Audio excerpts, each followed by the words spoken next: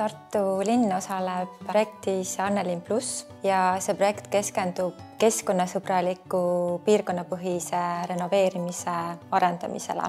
Selliste energiatõhusate piirkondade loomine ei keskendu ainult uudsete tehnoloogiliste lahenduste kasutusele võtmisele või energia kokkuhoiule, vaid pannakse rõhku ka just kohaliku kogukonna kaasamisele, sest kohalik kogukond on just see, kes teab neid soove, vajadusi, harjumusi ja oluline on koos nendega kujundada selline inimkeskne elukeskkond, millega inimesed lõpuks rahul on.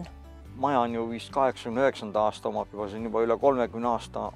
No me oleme siin oma kõik aastate jooksul ikka teinud niimoodi, nii palju kui vähegi võimalust on, aga aeg saab täis ja aeg areneb edasi. Küttesüsteemid vajavad nagunii vahetamist. Teine asi, maja välimus. Eks igaüks tahab ju elada viisakas majas.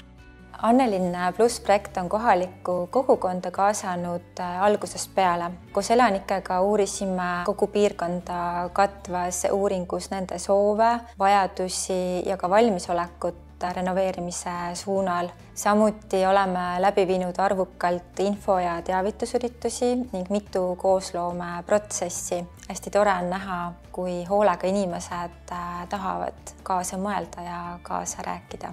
Ja kui loomingulisi ja sisukaid ideid ükskõik milline osaline annab, olgu ta siis noor või vana või professionaal või mitteprofessionaal. Et see on olnud hästi rikastav kogemus.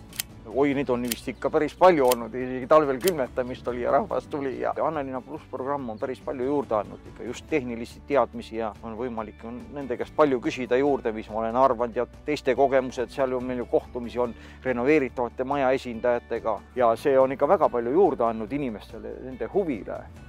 Annelinn Pluss projekti peamiseks eesmärgiks on jõuda Tartus vähemalt 9-kordse maja tervikrenoveerimiseni, mis siis omakorda võiks olla tulevikus teerajajaks edasistele renoveerimistele selles piirkonnas.